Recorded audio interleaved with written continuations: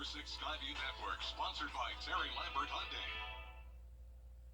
A cold front is on the way. I'll let you know what to expect in your Viper 6 forecast. Right now on News Channel 6 at 4, more from Wjbf, South Carolina, as Alec Murdaugh takes the stand in his double murder trial. We'll have the latest developments from the courtroom. Plus, we look at former President Jimmy Carter's impact after leaving the White House. And after the Ohio train derailment, we'll hear from some of the people close to the deadly Graniteville train crash some 18 years ago. Your News at 4 starts now. Live from Television Park, this is Wjbf News Channel 6 at 4.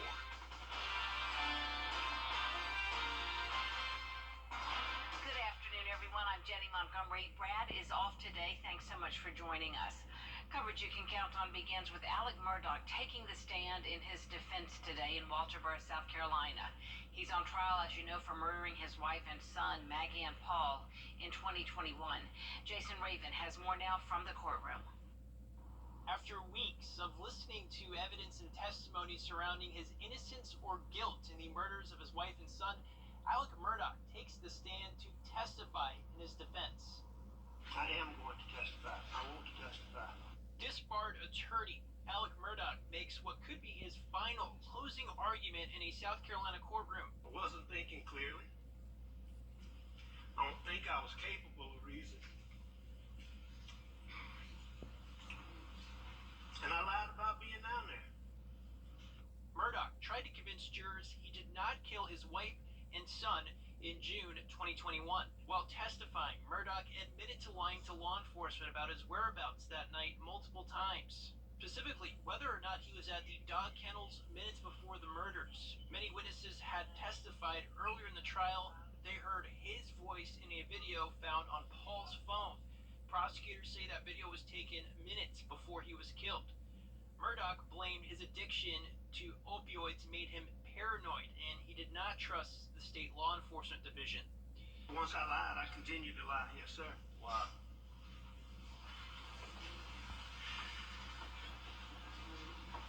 You know, oh, what a tangled web we weave. But once I told a lie, and I told my family, I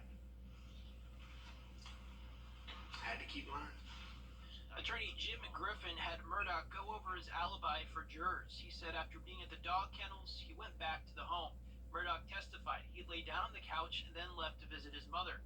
Now, Griffin also had Murdaugh tell jurors what he did and saw the night of the murders. He was emotional many times on the stand Thursday. My boy's laid face down.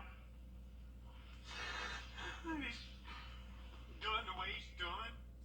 Head was the way his head was. I could see his brain laying on the sidewalk. I didn't know what to do. Murdaugh also testified he was with family and friends at almost all times following the murders. As of Thursday afternoon, Murdaugh remains on the stand. I'm Jason Raven reporting. That fiery train derailment in Ohio brings back memories of a deadly train crash here in the CSRA nearly 20 years ago. In 2005, two trains owned by Norfolk Southern collided in Graniteville, South Carolina. That's the same company that owns the train that derailed in East Palestine, Ohio recently. In the Graniteville crash, 9 people died from chlorine exposure. Hundreds were injured. It happened just yards from Robert Wise's home. See the huge black fumes smitting up everywhere. And that was the same thing like happened here. Everybody said, and the same thing is said in Ohio, the government's going to come in and test everything, say everything's okay, y'all come back, everything's normal. And it really isn't. So that's what we've always been afraid of. Lawsuits against Norfolk Southern were filed in both incidents. It is time now for a first check of our Viper 6 forecast. It's been almost a week since former President Jimmy Carter announced that he would spend his remaining days in hospice care, opting to spend that time with family at his home in Plains, Georgia. Plains is a small town of about 600 people. There are signs everywhere showcasing Carter's impact. While he may have been a one-term president, many locals say his popularity grew after leaving the White House, especially with his humanitarian outreach efforts to serve others.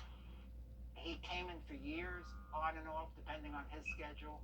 And a lot of the times we would talk about politics. I could pick the most off topic, and he would know every detail there is. President Carter established the Carter Center in Atlanta back in 1982.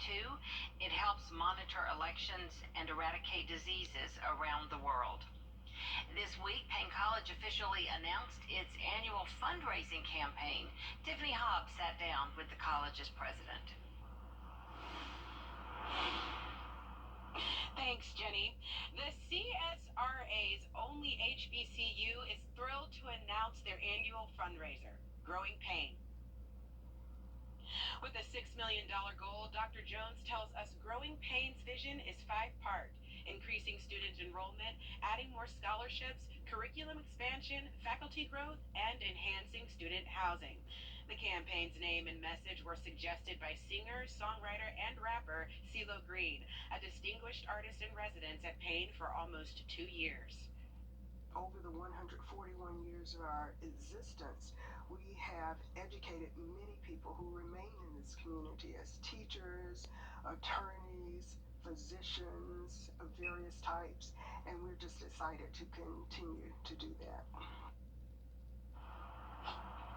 The campaign's goal is to raise those $6 million in 60 days. Now, there are several ways to give, and you can visit us at Wjbf.com for those details.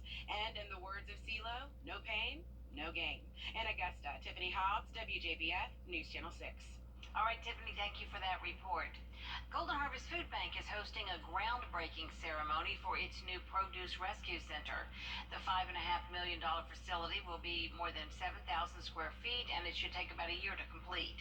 Once it opens, the organization will have more space to store fresh produce, meats, and dairy for families in need. It will also house the Georgia Community Impact Team, which works to distribute food to those who need it. You can only, I'm sure, imagine what it would be like when you've got so much need and people coming and asking for help, but you don't have the capacity to provide them the help that they need. What this does is it makes room for more food, which means more food will get to people who need it more inside of the community. Traffic on Golden Harvest website from people looking for food has gone up 89% because of inflation. Augusta University Health now has a permanent hangar at the Augusta Regional Airport for its air care program. The shelter will be home to the CSRA's only hospital-owned medical helicopter, and it comes with a lot of bells and whistles. There are living quarters for the crew, rooms to train students and residents at MCG, and a lot more space. It also has room to grow so the team can reach more people needing medical help as quickly as possible. Air Care helps to extend that expertise from the Children's Hospital of Georgia out into the region. And being able to bring those critical patients back to Augusta and the Children's Hospital of Georgia is an important part of what Air Care does. Leaders at AU tell us they plan to expand the crew and equipment at the hangar in the future. The Augusta Aviation Commission met this morning and approved some requests. One of them was an agreement with John Wayne Air Cavalry Incorporated.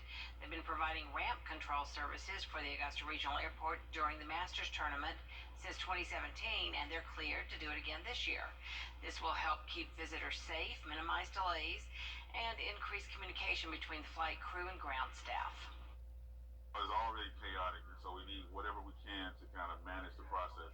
And so we can't see in the air, we don't know what's coming unless we have help from the air traffic control and our ground control services.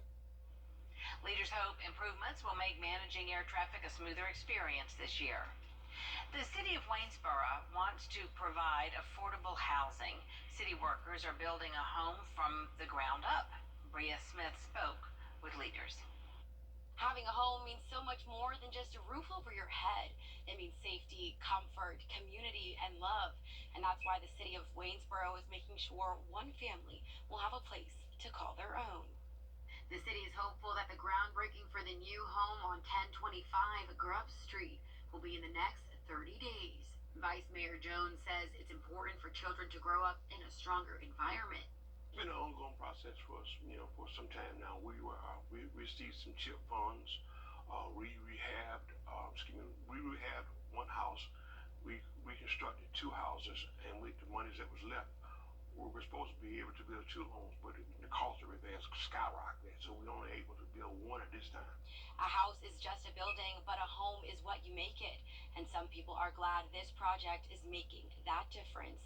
If you wish to be a part of that difference, the city is welcoming mailed-in donations at the City Hall in Waynesboro. Bria Smith, WJBF, News Channel 6.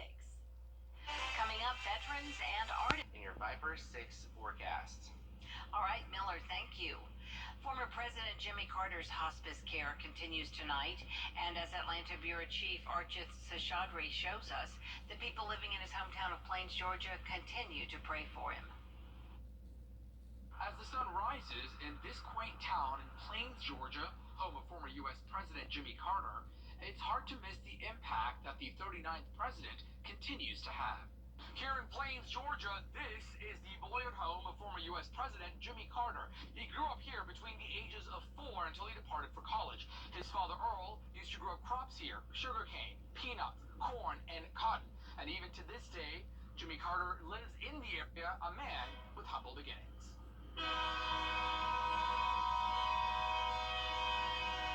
Used to see him a lot. Since he got sick, we don't see him quite as much. But he used to come downtown a lot.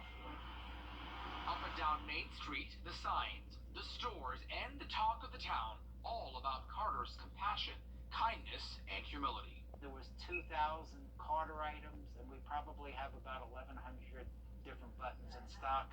If you notice, his stuff is overwhelmingly green, and that's because he wanted to show his support for the environment. Be it his love for politics. This is my favorite item because I feel everyone should give me Jimmy. He came in for years, on and off, depending on his schedule, and a lot of the times we would talk about politics. I could pick the most off topic, and he would know every detail there is. Or his love for peanuts. We come up with this recipe, and one that Travis Carter likes a lot. I mean, matter of fact, I just sent him a half a gallon up there first last week. Whatever he could, he used to come in and get ice cream himself. And of course, we used to have meals down here too, and he'd come eat with us. Carter put people first, valuing his faith, his education, and his service to others. You couldn't ask for people that are more down to earth. They're extremely caring and sympathetic. If someone needs help or if someone's ill, they'll care about it. They'll go visit you. The new people moving into town they used to visit. Carter suffered a slew of health issues over the past decade, including cancer and a few falls, but never losing his drive. Reporting in Plains, Georgia, Archith Seshadri, Atlanta Bureau Chief. The Carter Center is accepting messages of prayer and support on its website and has already received more than 7,000 messages. Still ahead, Live from Television Park, this is WJBF News Channel 6 at 11. Good evening, everyone. I'm Jenny Montgomery. Thank you so much for joining us tonight. Coverage you can count on begins with Augusta University Health now having a permanent hangar at the Augusta Regional Airport for its Air Care program. Hannah Latier shows us what this could mean for you in an emergency. We bring AU's world-class care to rural Georgia and rural South Carolina. This shelter will be home to the CSRA's only hospital-owned medical helicopter, and it comes with a lot of bells and whistles. This building allows us to plant roots in the CSRA, allows us to have our own training and educational building here at base, so we don't have to commute back and forth. It also gives, comfort of home. There are living quarters for the crew, rooms to train students and residents at the Medical College of Georgia, and a lot more space. Air Care has been around since 2021 and was stationed at a small temporary hangar before this. They need a great place to work and live while they're here, as well as the ability to maintain the aircraft and protect it. And it now has room to grow, so the team can reach more people in the area that need medical help as quickly as possible. Air Care helps to extend that expertise from the Children's Hospital of Georgia out into the region. And being able to bring those critical patients back to Augusta and the Children's Hospital of Georgia is an important part of what Air Care does. Dr. Cool tells me AU Health plans to expand the crew and equipment at the hangar in the future. The potential of expanding to either an additional helicopter or maybe even an airplane is one of the reasons that we put this facility at the Augusta Regional Airport. In Augusta, Hannah Latier, WJBF News Channel 6.